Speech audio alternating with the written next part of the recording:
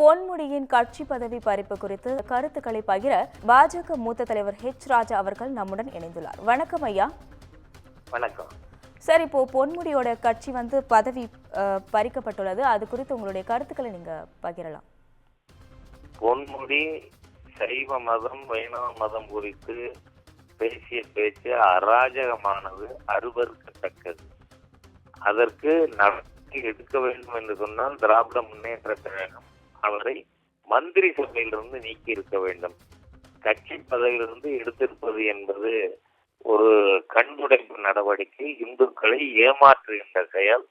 திமுக அந்த காலத்திலிருந்து ஈவேராவிலிருந்து அனைவரும் ஆண்டவனை கொச்சையாக பேசியவர்கள், இந்து மதத்தை கொச்சையாக பேசியவர்கள். அந்த பாரம்பரியம் தொடர்ந்து கொண்டிருக்கிறது. ஆகவே தமிழக மக்கள் இந்த திமுக என்கின்ற கட்சியே அரசியல் களத்திலிருந்து நீக்கப்படாமல் இந்துக்கள் கௌரவமாக வாழ முடியாது என்பது நமக்கு தெளிவாக தெரிகிறது. ஆண்டவனை இந்து மத கடவுளை, ஆண்டவன் கூட நான் சொல்ல மாட்டேன், இவர்கள் கிறிஸ்தவ முஸ்லிம்களின் கையாட்கள் தான். இந்து மத கடவுள்களை இழிவாக பேசுவது என்பது அவர்களுடைய டிஎன்ஏ. அந்த டிஎன்ஏல இது கண்டனங்கள் வந்ததால் கண்துடைப்பு நடவடிக்கை. திமுக பேச்சாளர்ல இருந்து அமைச்சர்கள் வரையும் இப்படிப்பட்ட கருத்துக்களை தெரிவிச்சிட்டு இருக்காங்க சார். இதை பத்தி என்ன நினைக்கிறீங்க? அதான் சொல்றேன், நான் அவர்கள் பிறப்பே அப்படித்தானே.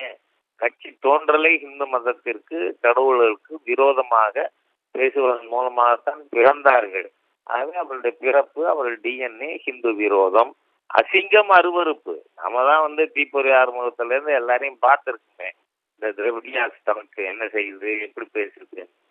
அதனால அவர்களோட பிறப்பு அப்படி இருக்கும் பொழுது அவர்கள் எப்படி நல்லவர்களாக இப்ப இருப்பாங்க.